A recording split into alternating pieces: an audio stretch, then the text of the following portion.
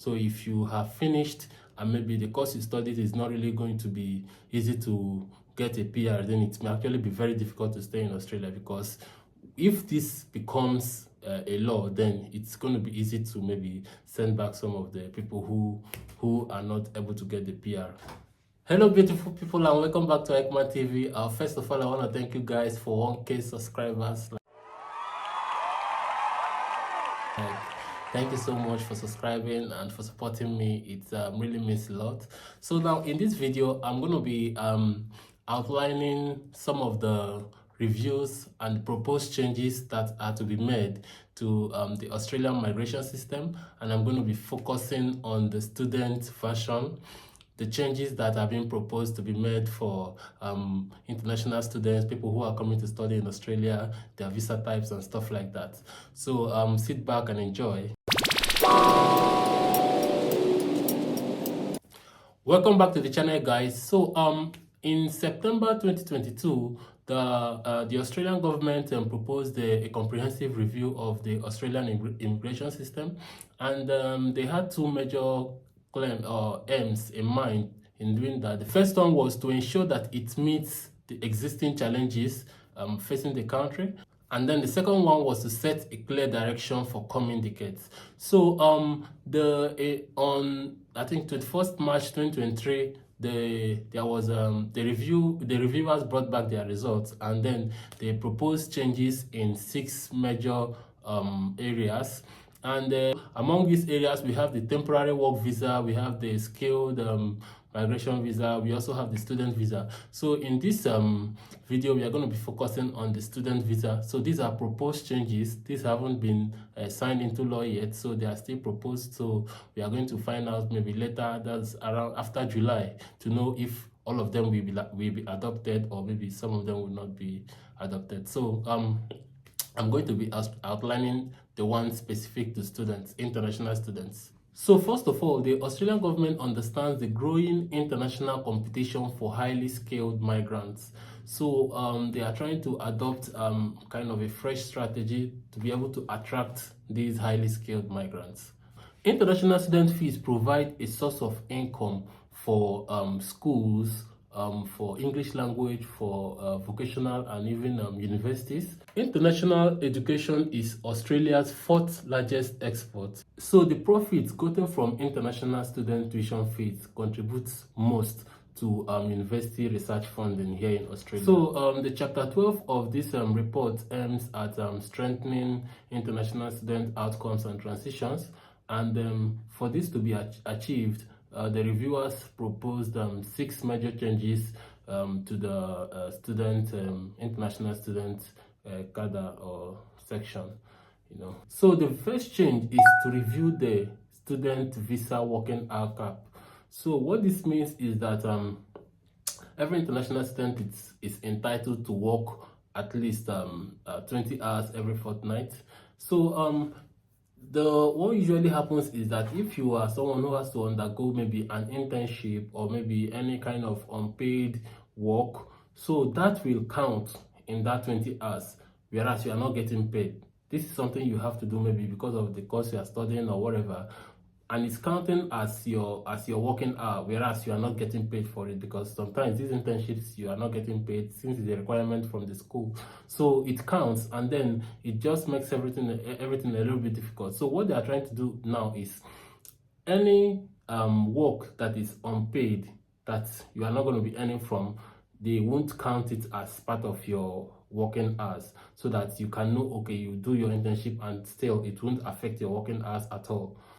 So the second change is to provide a temporary graduate visa automatically to international students when they have completed their studies. A temporary graduate visa is a visa that allows someone who has completed his or her study to work in Australia, to live in Australia, I think for around 18 months or so. So it's actually a temporary visa, and what happens is that most times when students finish their studies, they try to get jobs. It's very difficult for the employers to give them jobs because they are no longer on the visa, on the student visa, and then the temporary temporary visa may take time to come out. So what they are now trying to do is to make it automatic that once you just finish your study, you just get that temporary graduate visa so that you can be able to work for that particular time.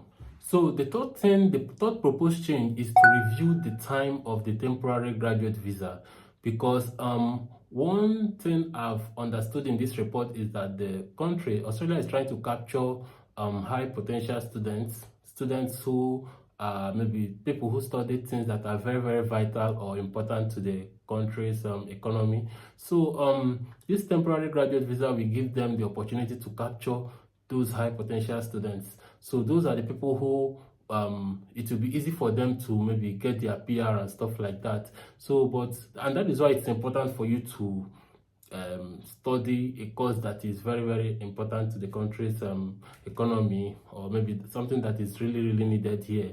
So it just makes it easy for you to move to PR if you maybe have the hope of getting a PR here, because once you are moved to the temporary graduate visa, you have to be maybe just kind of monitored to see your potential, the impact you're going to be having in the workforce and the economy of the country and stuff like that. So when they see that the impact is significant, then of course it's going to be easy for you to transition into maybe a more permanent visa, like to get your PR. So another thing they're trying to achieve with this strategy is that they want to minimize the temporary application of former students.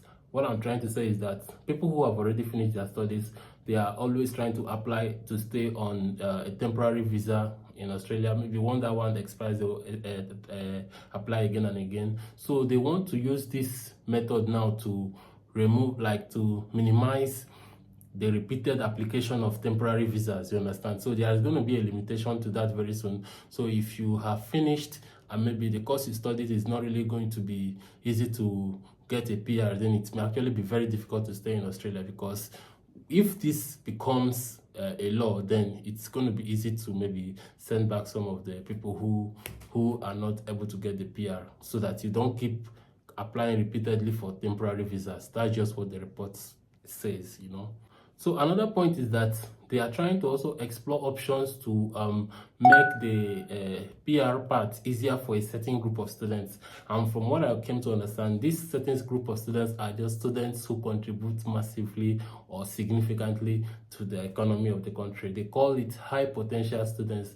So I know students who are maybe in courses like nursing, because of course they have a very high aging population in Australia. So people who do things like nursing, healthcare works, like when you study these things in school, it's just one of the few examples I can give. And maybe all these other tech courses, you know, that are also very important, you know. So Australia has a very, I was talking about the nursing stuff. Australia has a very large old population, so, and they are very particular about taking care of these old or aging people. So that is why it's people who study maybe things like this nursing stuff and stuff like healthcare stuff like that, they may actually fall into this category where their PR is going to be made easier for them, you know, so they can actually stay and contribute more to you know, the sources of the country. So another proposed change is in the area of the English language requirement. So Australia is now looking at capturing more high valued or high potential students. So they want to use this English language requirement as one of the criteria. So that means that like currently, I think the range of IELTS, that's the International English Language Test, stuff like that, is around 5.5 to 6. So they are looking at maybe increasing it to maybe 6.5 or even 7 or even higher, you know, for specific courses, so that they can be able to attract students who won't find it difficult integrating into the society after graduation. Because from the research they did, or from what I read, it was found out, they reported that a large number of students who have maybe this 5.5 English requirement, when they are done, they don't contribute significantly back to the country. You know, some people just go do some jobs that are not even related to what they studied and stuff like that. So they are trying to minimize all that. So that is why they are now trying to improve the English language requirement, or increase it from what it was to maybe 6 or 6.5.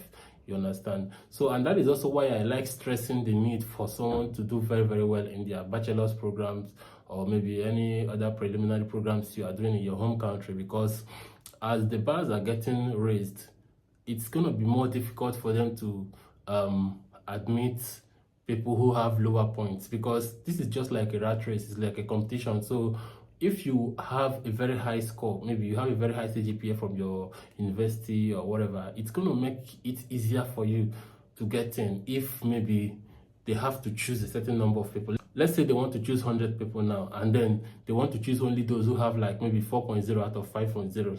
I'm just trying to use the Nigerian CGPA now. If you fall below that, you know that it's not going to be easy for you to get in, even if you have a high English test. So I'm just trying to say that it is important for you to try to build your CGPA when you have the chance. If you have already finished school, then there is nothing you can do about it anymore. But if you are still in school, it's just important for you to do that, you know. So the last and not the least is they want to move from writing a genuine temporary entrance to a genuine student test, because I think they found out that most of the things people write in this genuine temporary entrance is just a little, people just try to manipulate that particular parts of the visa application process, where they say things that maybe are not true and things that can't be verified, and then they use it to gain a fake, like maybe let's say someone actually wants to work in Australia, but then he will go through the student route, and then when he comes, he will now change that to work visa. So there has been a significant amount of reports showing that. So now they're trying to change the genuine temporary entrance, so you don't have to write that. They're not going to be using a genuine student test, so that they can be able to fish out or so let me say, so that they can be able to identify genuine students, people who really want to come here to study, and not maybe just to come and then change the visa type and start doing something else, because I feel they don't like that. So another important thing I want to add is that these stuffs are proposed reviews. Like, they are proposed, they have not been maybe enacted into the laws and stuff like that, so it doesn't hold yet. I think it should, if any of them will be adopted, that should hold after July 2023. So don't be scared like of applying, or even if you're in the process already, this thing don't count for you. But if they will be accepted, or those points that will be maybe allowed to be part of the law, once they have been maybe announced, of course I'll also let you guys know about them. So thank you so much guys for hanging around and for watching my video to the end, and I love you guys. See you next time. Bye bye.